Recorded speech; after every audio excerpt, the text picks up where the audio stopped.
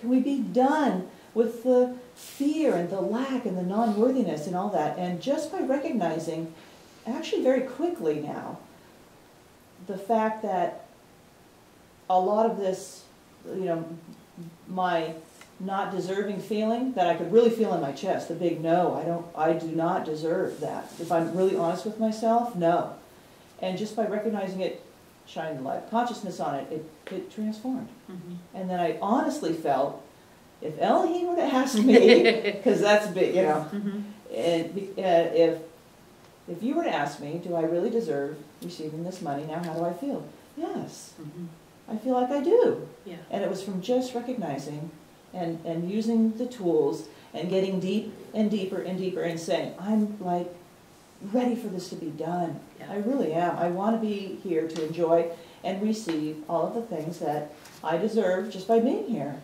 Yeah. And, exploring the planet. And I said to Tony, this must be, it's a big difference. And he says, well, it's nice we can have this talk. I said, well, it's not all tears and anger and anxiety and all that at all. It's just this exchange. I mean, there was a little bit of tears initially, discovering, wow, it's not the sadness of it or anything. It was like, it's still there. Yeah. And now it feels like it's not. Yeah. So. And the truth of the matter is, it is still there. And this is the thing, is you don't have to abandon who you are to ascend. You ascend the truth of who you are. So this isn't ignoring what we might call shadow. Mm-hmm. I'm not going to ignore that shadow or, wow, I had a release, so it's gone. The truth is, this is an issue I obviously wanted to study deeply as a soul. And I've learned all I want to know about this side of the coin. Mm-hmm. See? So your idea, the truth of you is, I've had this financial challenge or this way of dealing with money challenge. And that isn't something you discard, you transform. So then you say, yeah, I know what that feels like. It's like healing your core emotion, because when you heal your core emotion, it becomes your greatest asset, right? Mm-hmm. When you heal that part of you that you've spent 50 years learning about, it becomes an asset in you. It's not something you get rid of. So when the guardians say, are you ready to let it go? What they mean is, are you ready to let go of your addiction to the way you've always done it that has caused suffering? And are you ready to transform that into something that causes you to feel an asset? Which sounds like is what you were tapping into. So the beauty here is what we'd like to see is, next time a bill comes up to be paid, or you got to go to the grocery store, you need $5 for gas or whatever, because money's getting spent almost every day. Mm-hmm. And you're thinking about money almost every day. The next time it comes up is to take this new awareness and build on it. It's not a light switch is what we're trying to convey. Okay. This isn't a light switch in you. This is one of those dial dimmer switches things. And yes, you've turned it up into the light of consciousness being shined on it.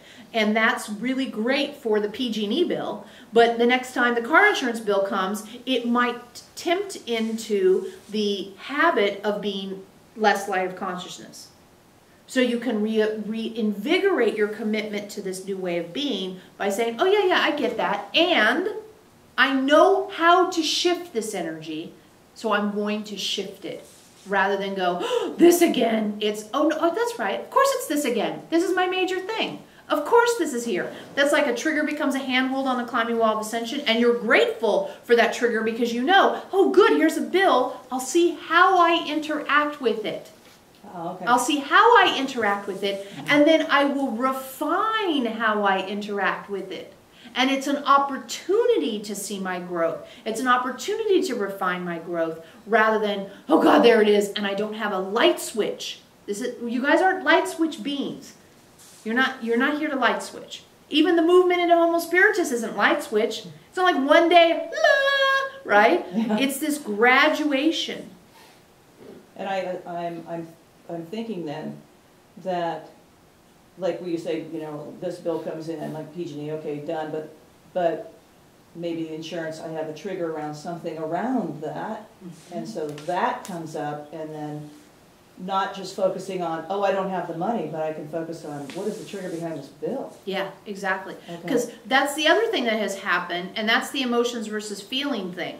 The feeling is extremely nuanced, right? That's all the colors in the color crayon box. Emotions are very categorized. Anger, fear, disgust, right? There's no shades of gray in there. So what happens is the emotion that you have overlain financial matters with hasn't let you access the true feelings you have underneath there, which is what you got in touch with in the middle of the night, and you just referenced. The idea that when the bill comes, you know, it might not just be that you don't feel you have enough money to pay it, but maybe you're pissed off that you have to have insurance, or pissed off, or maybe you regret or resent or wish or whatever. And those are all the feelings that are true about the moment, rather than the emotion that it's kind of like, you know, just slapping a bunch of white paint on a wall instead of painting something pretty. Like, I'll just paint with white paint instead of making a nice mural. The mural would be the true feelings you have in the moment. The white paint is, oh, I can just put the emotion of fear and, oh my God, I don't have any money, and lack over all this. And that's a way of literally whitewashing your true feelings away with emotions that are habitual. So it's to explore the feelings below and beyond the lack of money that, like you said, covers everything. And it might be fun, really, this actually could be fun, is when you get that feeling of lack, you go, okay, great. And what that becomes is, instead of triggering you down a pathway that says, oh, I have to worry and da-da-da-da-da, you go into, oh, great, this is an opportunity for me to discover what my true feelings are. Right. Because I know I'm tempted to go into lack like I always do, but if instead I say lack is the red flag to tell me that I have feelings that I'm not aware of. Yeah, we can feel that really powerfully shift something in you just now. Yeah, it feels like that's just the file tab. Now I open up the file and see what's inside. Thank you. Yeah, that's perfect. Yay. Sounds fun. Yeah, that was good. I can sit down now? Yeah, you can sit down now. So what happens is the lack, or the fear, or the, you know, I don't want to speak up, or whatever your main thing is. Everybody's got at least one, usually two, maybe three. Let's use that as an indicator, rather than as a thing you have to feel. Let's use it as an indicator to what that's the doorway to a true experience. So the true experience that's reflective of the moment is inside that closet, let's say. And lack, or fear, or will I ever have a partner, or whatever your main one is the door. And when you see that, instead of that telling you who you are, like it's got a mirror on the front of it and it says this is who you are, you say, no, I know all that this mirror can show me already. You do, for example, Randy. You know all that that mirror of lack could ever hope to show you. You've been a great student of that kind of information. So instead of letting that mirror reflect back what you think it's supposed to tell you, let's use that as a doorway into what is here that I have never looked at, because I've always accepted the reflection as enough. And that's really what we're getting at, is that's how you can leave it behind without denying that it's true about you. Does that make sense? Yes. Is that you guys tracking that? Yes. It's how you can leave it behind without denying that it's true about you. As you open that door and say, that reflection no longer is my truth, or maybe that reflection is no longer my complete truth, right?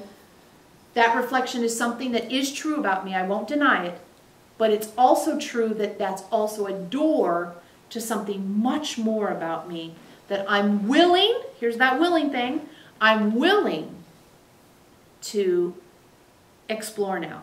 I'm willing to explore now. And that's that commitment to infusing your soul's perspective, right? Because when you open that door and you say, I'm willing to explore it, the first thing you want to say is, and I'll take some insight. Yeah. Because when I'm done looking at the reflection, which I've been doing for 50 years, and I open that door, it's a perfect moment to say, I don't know anything about what's behind this door. I'm open to insight. I'm open to an aha from my soul's perspective about what I see now. And I'm willing to look at what's there, because I have tools, so I'm not going to be looking at it by myself. It's a perfect example. Thank you very much for sharing. It's a perfect example of the energetic fulcrum tipping point. Fulcrum is underneath the teeter-totter, right? That fulcrum you're at. A fulcrum you're at.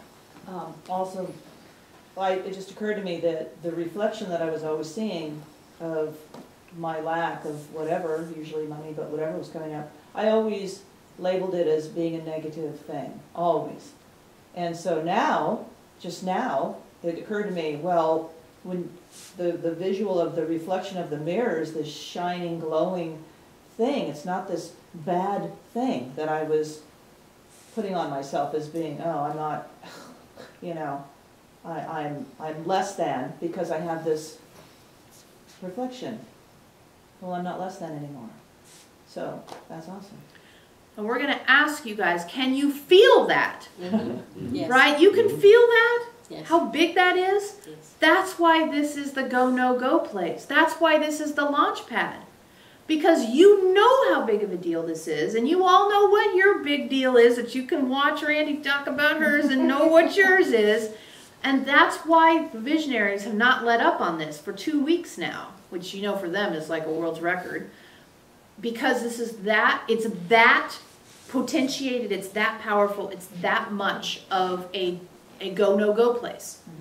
A go, no, go place. And you're not only you're not only changing the energetic about money, you're changing the energetic about the idea of what your lack of money has meant in your life for the last 50 years. Right. While you're standing there. Yeah, I